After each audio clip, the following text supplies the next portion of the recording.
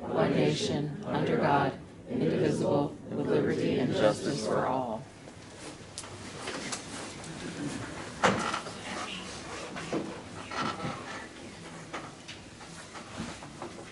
Okay, to start everything all off, I want to say we had executive session for the workshop last Monday on the 5th, which I forgot to mention, that involved legal and personnel matters. And we just had executive session before this meeting that involved real estate and personnel. And legal. Okay. Onward, look for a motion to approve the minutes of the reorganization meeting. Second. All in favor, say aye. Aye. Opposed, same sign. Motion carried. Motion to approve the regular board meeting from December 1st. All in favor? Opposed, same sign. Carried. Business managers report. Motion passes business managers report. Second. All in favor, say aye. Aye. Opposed, same sign. Motion carried. For motion to pay the bills. Roll call, please. Mr. Krupp, Yes. Mrs. Hunsinger, Yes. Mr. Lanning, Yes. Mrs. Moyer, Yes. Mr. Nespoli, Yes. Ms. Phillips, Yes. Mr. Taylor, Yes. Mr. Yost, Yes. and Mr. Hess. Yes.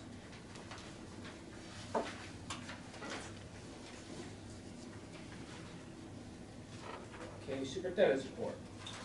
Only thing to report, there'll be information on a night that the high school is holding, I think it's February 10th, where they'll have multiple people, it's an engagement night, so there's many tables, many different opportunities for people to come out and talk to various people within the community. I'm gonna also have a table there, so if anybody wants to come by and have a conversation with myself, I'm happy to do that as well. So that's all I have. Administrative reports, they were all attached to the minutes. If anyone has any questions, I guess we'll ask them next month. Public comment on agenda items only. Crystal Mikulowski, Nesquik. For the calendar, I see there's 2 snow makeup days. Are we still relying on FID days first before going to traditional snow days? And then what happens if we use more than 2 of the makeup days? So, snow makeup days are simply there. Plan is to use those on the first cancellation of school, so they would be a traditional snow day for the first 2 snow cancellations, and then FID days would be used after that. Okay. So if we have any snow days, we're gonna lose President's Day and then 1 day Those are off Easter Snow break. makeup days, correct.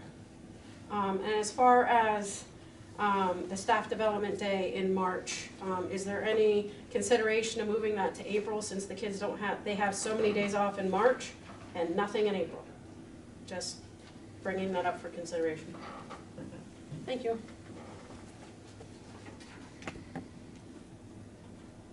Anyone else? Moving on to general items. Looking for a motion to approve items G1 through G3 with one motion. So moved. Any questions? Comments? All in favor, say aye. Aye. Opposed, same sign. Carried. Look for a motion to approve G4. So moved. Second. Excuse me. Roll call, please. Mrs. Hunsinger, Yes. Mrs. Moyer, Yes. Mr. Nespoli, Yes. Mr. Lanning, Yes. Mr. Krupp, Yes. Ms. Phillips, Yes. Mr. Taylor, Mr. Yost, Yes. and Mr. Hess. Yes. Thank you, Mrs. Phillips. You're welcome. Serving us well. Thank you. Okay, academic affairs, items A1 and A2 with approval of one motion. So moved. Second. Any questions, comments? Those in favor say aye. Aye. Opposed, same sign. No on number 2. No on number 2. No on 2. No one to.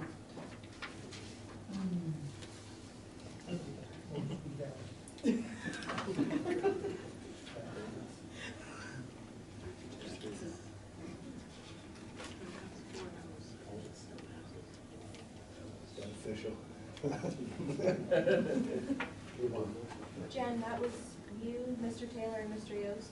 Is there anybody else? Excellent.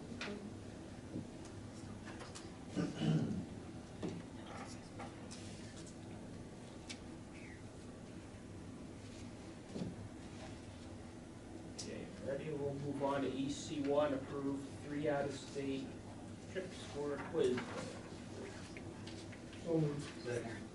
All in favor, say aye. Aye. Opposed, same sign. Okay, budget finance items, VF1 through VF4, approve one motion. So moved. Second. Questions, comments? All in favor, say aye. Aye. Opposed, same sign. Carries. Building and grounds, 1, motion to approve So moved. Second. the test score. All in favor, say I have aye. a question on that. Oh, question, sorry. I read the paper this morning, it said they're not safe, is that true? That word didn't come out of my mouth. I don't know how to determine whether they're safe or not. Could a kid trip on those cracks? Absolutely. Is it safe to have that open to the public, liability wise? After I saw that in the paper, the first thing that popped into my head. That's not something I can answer. If you want me to bring an insurance, our insurance company in, they would probably be able to determine that better than myself. Jeff, if it's not safe to the public to be open, it shouldn't be safe to the students. That, of course, that's, right now, the students won't start until March, April, Yeah, so. so we would have time, but I have seen. There are multiple cracks. That was just one in the paper. There's a number of them. The only ones I saw were on the outside, I didn't see any So on the playing area. there's on the baseline of the courts as well, so, I mean, there's cracks throughout, but, So my question is, do we have to move on this, approve this, what's the timeline to get it? if you want to have any chance to get, if the board would choose to move forward with redoing the courts, to get that done potentially this summer, I think you would have to move. If you don't move on approving the design, you're looking at a later date or doing it during the course of the tennis seasons. So I'll go back to what I originally said, is it safe for the kids to play? As long as I know it's safe for the kids to play, that's great. You can get hurt on any field, any court. I don't know how, I'm not a safety, I can't tell you whether they're safe or not. Paper, you said your foot could fit, or half of your foot could fit. Half of my foot can fit in those cracks. That don't sound safe. Well, Well, I that's why I guess, asked, and I'm not doing this Sure, to be difficult, this is, no, I mean, what do you want me to say? I wouldn't want my own kid playing on those courts. well, I mean, I'll tell you this as father of the girls coach. She has had various other coaches say that they're considering not playing on those courts on away matches here. So if that happens, there had to be all away matches, which would be an expense to the district. well, that's, Too, so. I didn't know they weren't safe. I thought all the cracks were on the outside. But even on the outside, it's playable area. I mean, kids are out there. I mean, Yeah. a lot of tennis isn't played inside the lines of the court. I just, that almost forces our hand to do one thing or another. Yeah. Immediately. They're bad. They're bad. He's tripping my tennis ball. You're playing the outside line? I didn't know either. I'm just shaking my head over here. There's nowhere in town, but I think our court's probably in better shape than Vermont. Yeah. We have a second. For a second, all those in favor say aye. Aye. Opposed? Carries. On to transportation. P1, motion to approve Fisher Creek transportation drivers. So, second. All in favor say aye. Aye. Opposed, same sign. Carries. T2, approval of the contract addendum for Gallagher Transportation. Second. Roll call, please. Mr. Lanning? Yes. Mr. Nestle? Yes. Mr. Taylor? Yes. Ms. Phillips? Yes. Mr. Coop? Yes. Mrs. Hunsinger? Yes. Mrs. Moyer? Yes. Mr. Yost? Yes. And Mr. Hess? Yes. T3, motion to approve the contract addendum for winter steam transportation. So moved. Second. Roll call, please. Mr. Yost? Yes. Ms. Phillips? Yes. Mrs. Moyer? Yes. Mrs. Hunsinger? Yes. Mr. Coop? Yes. Mr. Lanning? Yes. Mr. Nestle? Yes. Mr. Taylor? Yes. And Mr. Hess? Yes.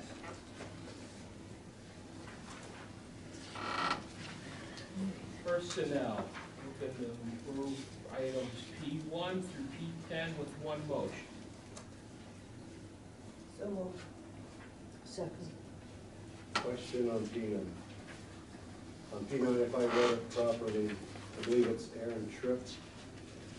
If I got the name wrong, I'm sorry. It looks like he's on for 2 positions in the same season. I recommend that we don't do 2 positions. I think that would be pretty difficult to be a coach in 2 sports at the same time.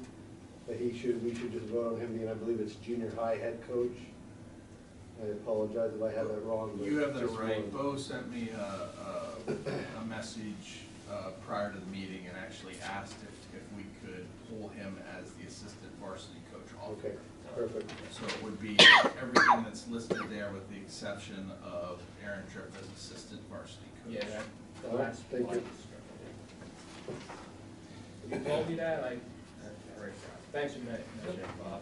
I have a question on P4. Last month, we hired an 8th grade girls basketball coach. We're hiring another one tonight. Same one. That was different. She's since resigned, so. Just so we're not double pay. No, we're not. She couldn't do it with her schedule, so she said. I think it was different. She helps out with the varsity and there's different practice times for the 8th period. We have first and second. All in favor? Say aye.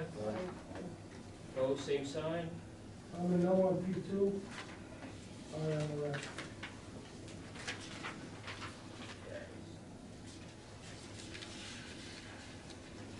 On to old business. Anyone have any old business? I actually have some, since we talked last week about probably a month for. I got more information about the, those studies. The both outfits that are giving proposals, they're giving them tomorrow night at the work session, 5 o'clock. It's an open public meeting, anyone from here can come down and see it if you want. Based upon that, we'll kind of figure out where to go from there. One of them be Head and Shoulders, and we go back to our board. So I hear what they have to say.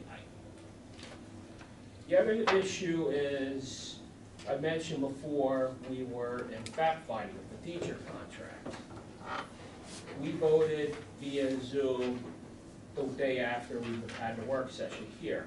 I'll give a brief update for everyone that didn't see the article in the paper. The JCOC unanimously approved it, the teachers union did not approve it. The highlights of it, it was a 4-year contract, we wanted 3. The salary increases were 4.5, 4, 4.10, 3.7. The way they were determined was the fact finder took the contracts from all the sending districts, eliminated the high, eliminated the low. This is an aggregate of what was in the middle. Longevity pay, it was going to be a $1,000 one-time payment for employees that are 60 years service. Healthcare was a $100 increase per month of each year contract. The JOC did not get spousal exclusion. The workday was supposed to be 7.5 hours work per day, just like the sending districts. We did not give the increased workdays to match the sending districts. The fact finder basically said that you can't do both in one contract. Professional attire, no recommendation for all current policies. Admin may require a doctor's note if sick leave becomes a pattern for after 80 days. That was done because faculty down there were upset, they wanted, their training hours. So we give them this stuff in the Act 80 days, would have like a 60% absentee rate.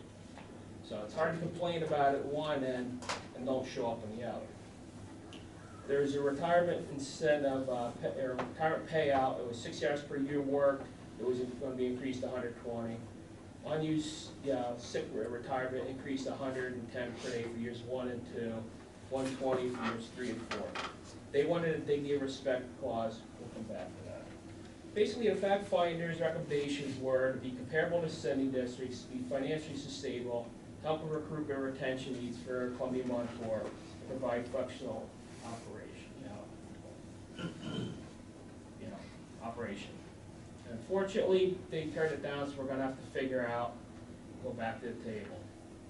I mean, I think it, me personally, don't agree. I mean, I think it was a very fair offer based upon the sending contracts. The biggest issue, myself and pretty much all the JOC members I talked to, is the gross representation that Mr. John Hollow made in the newspaper about CMA, VTS administration, and JOC not showing faculty members dignity and respect. To this date, as far as I'm aware, there has not been any formal complaint made against any administrator down there. If there would be, would investigate and handle it appropriately. Here are 9, this is where dignity and respect with me is a two-way street. Here are 9 examples of dignity and respect that were shown the CMA, VTS administration, and JOC by some faculty members. This list came from JOC meeting minutes, notes, emails that are subject to right to know. There are probably more, but I don't want to be here all night. I want to be also. Here's one. This is June 21. Butch Polito stated at a public JOC meeting, JOC members should step down and resign if they don't want to put forth an effort. September 21 JOC meeting. Scott Gottschall stated he's ashamed of the JOC and he don't care about people who work at CMA VTS. Mr. Gottschall also stated he wore his wife's flowered skirt as a protest in a dress code. November 21 JOC meeting. Scott Gottschall played JOCs. There was not allowed to hang coloring book pages on his repainted classroom walls. Mr. Gottschall is a high school history teacher. I failed to see how Scooby-Doo and Declaration of Independence are related. Leave it at that. Summer 25, Mr. Gottschall went to Bloomsbury School Board meeting and said he doesn't believe in the test and will not teach a test when JOC members question his academic performance at CMA VTS. October, November, December 25 JOC meetings. Amanda Smith, the JOC, your CMA VTS teacher, was at a house at JOC traded, pie graphs, charts to justify academic performances at CMA VTS. Nothing, no attempt was ever made to work with administration and the JOC of what academic improvements we can make to make the learning experience better for all the kids that go there. October 25 meetings, Mr. Gottschall presented a similar handout, same results. November of 21st, 25. Scott Gottschall, O'Neill, the director, said the entire faculty had this quote: "If you and the JOC don't want to do your job you're hired or elected for, then resign. We'll find people who give a damn about us, our students, and our school." Not my words, his words. There's a similar email from June of 21 harshly worded against the administration of JOC. Mrs. Phelps was here for this one. December of 25, our last meeting. Scott Gottschall attacked the current director at VOTEC. This has been a repeated pattern with multiple meetings with multiple directors. We have feeble faculty, JOC members who do not want to leave the JOC meetings alone because they're afraid of being confronted by people out in the hallway. These things are a recurring pattern for every time certain members of the faculty don't get their way down there. There's a small but very vocal portion of CMA VTS faculty. But my eyes are the eyes of the majority of the JOC. If the majority of the faculty don't speak up, then they must condone this behavior. As obviously know me, I've been here forever. Respect for me is a two-way street. Those who give respect get respect. Those who demand respect without giving it to others get the same respect that they give. This behavior doesn't hurt the kids we send, help the kids who send us to CMA VTS. It hurts them, in my opinion. My opinion is some people down there need to return to English class and learn that this is not spelled with an I in it. This has nothing to do with contract negotiations. This has to do with a false statement that's made that they are not treated with dignity and respect. Because there is nothing where any faculty member has done, or administration member has done anything to anybody. If there was, would investigate it appropriately. It's our job and our duty. So, treat us and the administration this way, this doesn't fly in my book. I mean, when I've been sitting here at this table for many, many months, many years, saying there's problems down there, this is what I'm talking about. I see Mike Eons in the audience. You were briefly a JOC member. You were there when some of this stuff went down. You know exactly what I'm talking about. I never saw anything like it. He was very disrespectful. And that, I spoke with Keith, I said, I never saw that before. It was very disrespectful. And I'm a VOTEC person, so you know, my heart's there. But when you see something like that, it was just total disrespect. Right. Yeah. What was the 7.5 hour workday piece? That was for every day the faculty is supposed to work 7.5 hours. So some days they work that, some days they work 7 hours, I think 5 or 10 minutes. So the whole school year is not the same school? No. The school days are not the same length for the whole year? No, but they complained because you upped the days. Didn't they up the days in contract? They wanted up the days, but the fact finder said. Did not. No, because you can't do the work hours and question. And the days in the same contract, which is fair, makes sense. I remember it being brought up.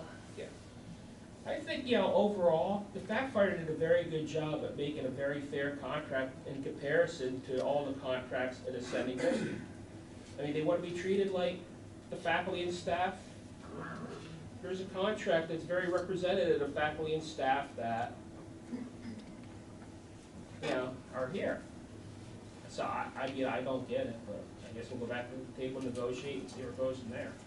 I thought they'd take it with the fact finder. I pretty much thought the same thing. That's why we unanimously approved it, because I figured it's a good olive branch and hopefully improve climate and culture. But I mean, some went their way, some went our way, and I mean, it was fair, I thought. yeah, I have a detailed report here that I know it's actually on the link for the public release. Because the way fact finding works, if anyone's not familiar with it, is the fact finder issues their report. We have, I think, 10 days to vote on, to issue our opinion. The union does the same. And if one side rejects it, it all becomes public, which, Susan, you see the report in that. There's quite a voluminous of what they use to arrive at each decision for each hot button issue. Like we gave, you know, our negotiating team gave a whole list of issues for it. They gave a list of what that was important to them, and pros and cons when they did their fact line.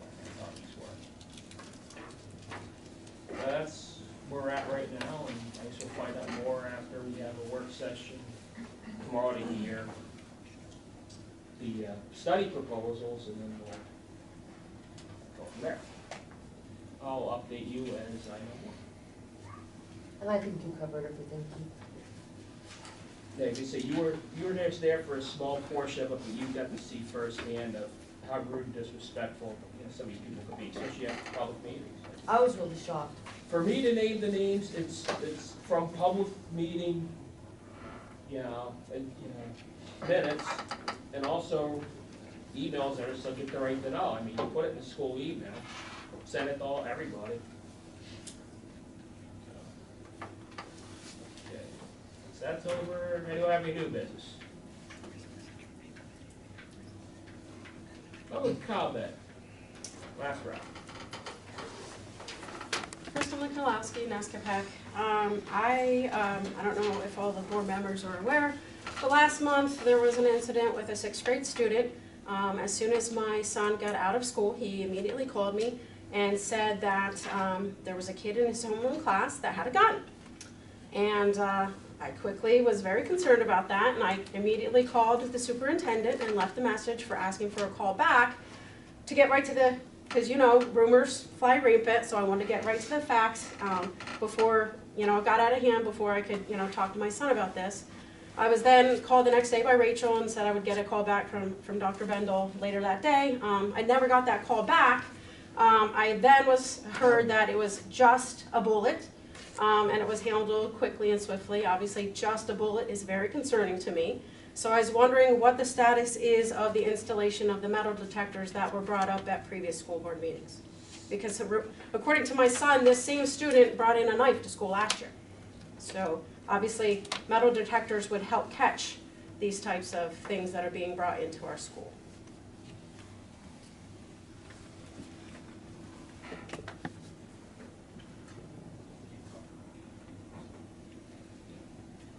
We're working on grants for the metal detectors. They should be at that finalized to get ready, get them in here for next school year. That's the game plan. Okay, But thank you they're for that. definitely being worked on, yeah. Okay, thank you.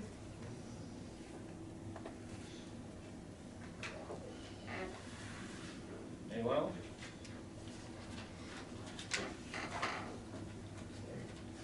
Should have jumped ahead.